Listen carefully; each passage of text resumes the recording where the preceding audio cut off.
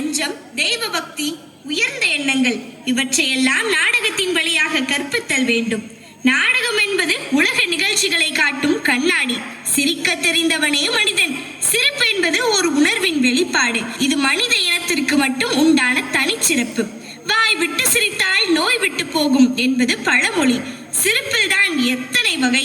அகட்டு சிரிப்பு, ஆணவ சிரிப்பு, நையாண்டி சிரிப்பு, ஏளன சிரிப்பு, புன் சிரிப்பு. சிரிப்புக்கு சுவை கொடுப்பதாலே நகைச்சுவை ஆயிற்று. அத்தகைய நகைச்சுவையை வெளிப்படுத்தி உங்களை மகிழ்விக்க வருகிறார்கள் எமது பள்ளி மழலை செல்வங்கள். எவ்வளவு கூட்டம்! இன்னைக்கு கலெக்ஷன் எகிரிரும்.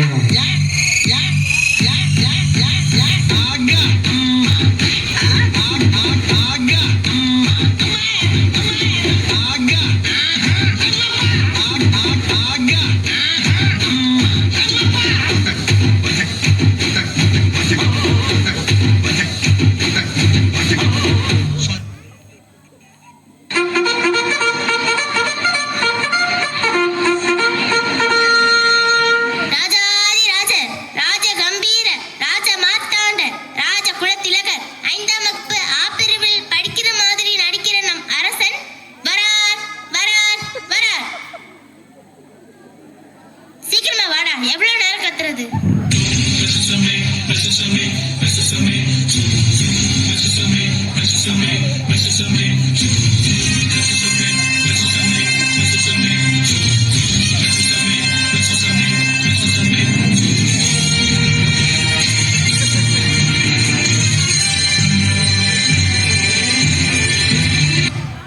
அமைச்சர்களே, நான் வரும்போது நீங்கள் அனைவரும் என்ன செய்து கொண்டிருந்தீர்கள்?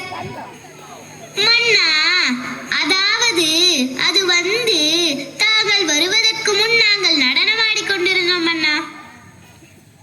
என்ன, என்னை விட்டு ஆடினீர்களா? என்ன தைரியம் உங்களுக்கு? டே சிவனேசா, போடுறா பாட்ட. என்ன സാറേ, മനസ്സിലായോ?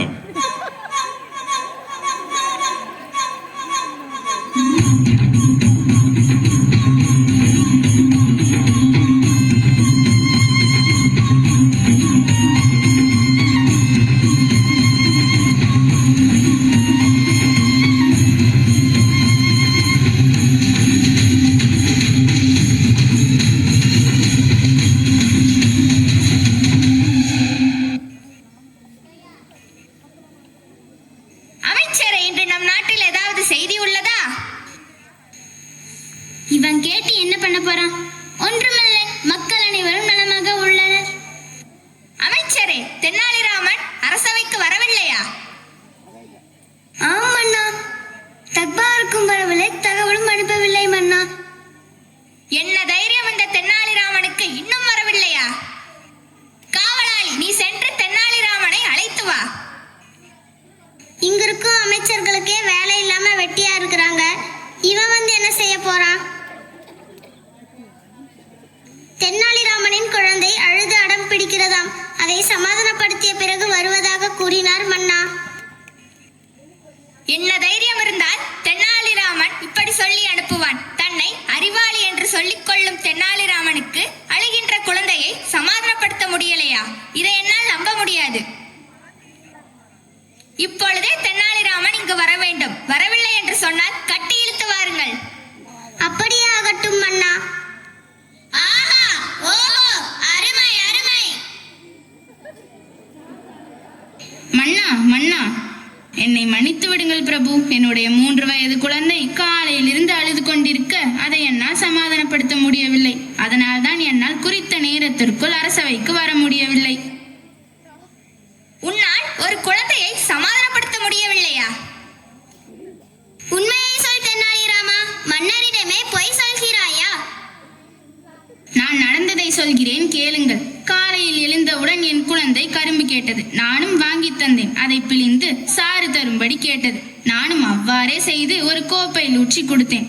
உடனே கோப்பையில் இருந்த கரும்பு சாற்றை தரையில் கொட்டிவிட்டு தரையில் ஓடும் சாற்றை மீண்டும் கோப்பையில் எடுத்து தர சொல்லி பிடிவாதம் செய்தது. அது என்னால் எப்படி முடியும்? அது முடியாத காரியம் என்று சொன்னாலும் கேட்கவில்லை. அதனால் தான் எனக்கு தாமதமாகிவிட்டது. ஒரு குழந்தையை சமாதானப்படுத்த தெரியாத உன்னை அரசவை புலவர் என்று சொல்வதற்கே வெட்கமாக உள்ளது. செயல் என்றால் அழுகின்ற குழந்தையை சமாதானப்படுத்துவது மட்டுமே. நீங்கள் எப்பொழுதாவது அழுகும் குழந்தையை சமாதானப்படுத்தியுள்ளீர்களா? மன்னரிடமே கேள்வி கேட்கிறாயா? என்ன ஒரு ஆணவம் உனக்கு? சரி மன்னா, நான் குழந்தையாக மாறி அழுகிறேன். என்னை சிரிக்க வையுங்கள், பார்க்கலாம். எனக்கே சவாலா?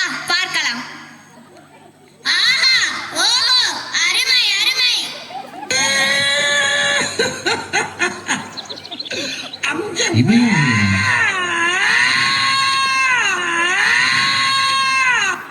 அழாதடா கண்ணே, உனக்கு என்ன வேண்டும் என்று சொல்லுடா ராஜா. பழம் தரட்டுமா? பால் கொண்டு வர சொல்லட்டுமா ராஜா? மன்னா, குழந்தையை எவ்வளவு அன்பாக கொஞ்சுகிறீர்கள். ஆஹா, ஓஹோ, அருமை அருமை. எனக்கு இது வேண்டாம்.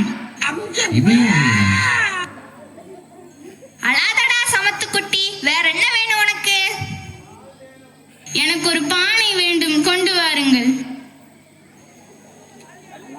சரி, பானை தானே, கொண்டு வர சொல்கிறேன். காவலாளி, சென்று ஒரு பானையை கொண்டு வா. அப்படியே ஆகட்டும் மன்னா. பானையை வைத்து விளையாடப் போகிறாயா?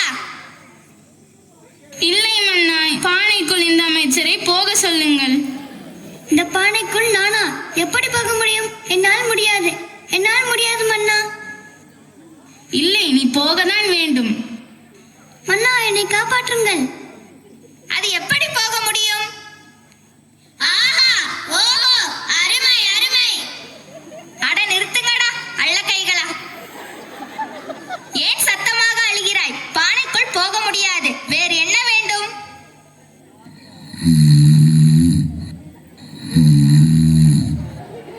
நான் குழந்தையை எப்படி சமாதானம் செய்வது என்று தெரியாமல் இருக்கிறேன். உனக்கு தூக்கமா? ஆஹா, ஓஹோ, அருமை அருமை. நிறுத்துங்கடா லகடப்பாண்டிகளா. தீனி பண்டாரமே, குழந்தையின் அழுகையை நான் எப்படி நிறுத்துவது என்று தெரியாமல் இருக்கிறேன். நீ சாப்பிட்டுக் கொண்டிருக்கிறாயா? மன்னா, நான் ஒரு கடிதம் சொல்லி சிரிக்க வைக்கிறேன். குழந்தாய், எலிக்கு பிடிக்காத படிப்பு எது? அது போய் எலிக்கிட்ட கேளுங்கடா. அடே அறிவு கட்ட மங்குனி அமைச்சர்களே, குழந்தையின் அழுகையை நிறுத்துங்கடா.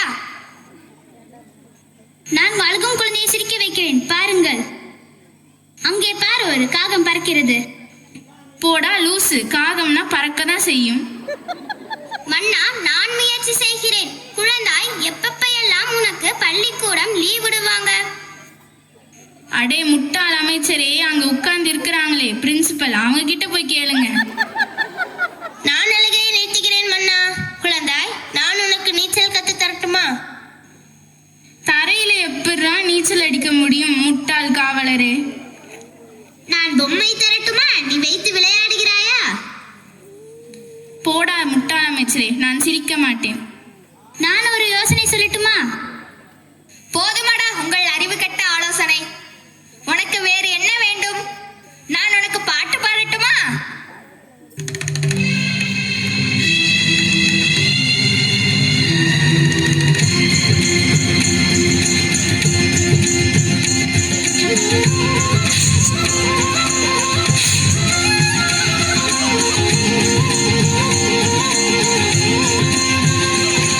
டேய் சிவனேசா, குழந்தையின் அழுகையை நிறுத்த தாலாட்டு பாட்டு போட சொன்னா என்ன பாட்டையா போட்டு வச்சிருக்க? வேறு பாட்டு போடுமையா.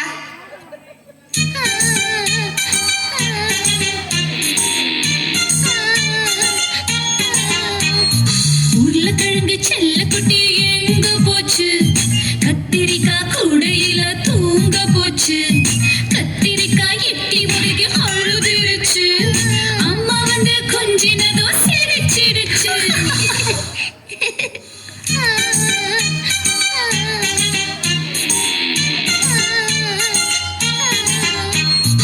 உருளைக்கிழங்கு செல்ல குட்டி எங்க போச்சு?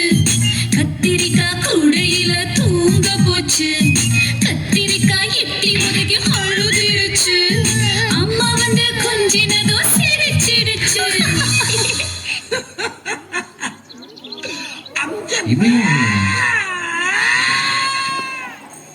நான் கதை சொல்லட்டுமா? ஒரு ஊர்ல ஒரு பாட்டி வடை சுட்டாங்களா, அத காக்கா தூக்கிட்டு போயிடுச்சு. லூசு வயசு மன்னா, நீ குழந்தையா இருக்கிற போதே தூக்கிட்டு போயிடுச்சு. இன்னுமாடா இந்த கதையை சொல்லிட்டு திரியிறீங்க? இதுவும் வேண்டாமா? வேற என்ன செய்வது அமைச்சரே? சரி, போய் கொண்டு வா. செல்போனை பார்த்ததும் இவ்வளவு ஆனந்தமா? எப்படியோ குழந்தையின் அழுகையை நிறுத்திவிட்டோம். ஆனால் இது நல்ல பழக்கம் அல்ல. ஆமண்ணா. தென்னாலிராமா, நம் நாட்டு இளைஞர்கள் செல்போனால் சீரழிகிறார்கள். அவர்களை அதிலிருந்து மீட்க ஏதாவது வழி கூறுங்களேன். மன்னா, மாணவர்கள் மிக முக்கியமானவர்கள். அவர்கள் தான் நம் நாட்டின் வருங்கால தூண்கள். முதலாவது, பெற்றோர்கள் தங்கள் செல்போன்களை குழந்தைகளிடம் கொடுப்பதை தவிர்க்க வேண்டும். அடுத்ததாக, குழந்தைகள் கண்ணால் பார்ப்பதை அப்படியே செய்யும் ஆற்றலுடையவர்கள். எனவே பெற்றோர்கள் வீட்டில் அதிக நேரம் தொலைக்காட்சியுடனும் தொலைபேசியுடனும் நேரத்தை செலவழிக்காமல் தங்கள் குழந்தையுடன் சேர்ந்து உண்பதும் விளையாடுவதும் பேசுவதுமாக நேரத்தை செலவழிக்க வேண்டும். போனில் விளையாடாமல் 1 மணி நேரமாவது ஓடி ஆடி விளையாட வேண்டும். இன்றைய சூழ்நிலையில் போன் இல்லாமல் இருப்பது கடினம்தான். உங்களால் முடியுமா மன்னா? கண்டிப்பாக முடியாது. சபாஷ் சபாஷ் தென்னாலிராமா, நீ என் கண்களை மட்டுமல்ல, நம் நாட்டு மக்கள் அனைவரின் கண்களையும் திறந்து விட்டாய். நம் நாட்டில் உள்ள அனைவரும் தென்னாலிராமன் கூறியதை கடைபிடிக்க வேண்டும். செல்போனை தேவைக்கு மட்டும் பயன்படுத்த வேண்டும்.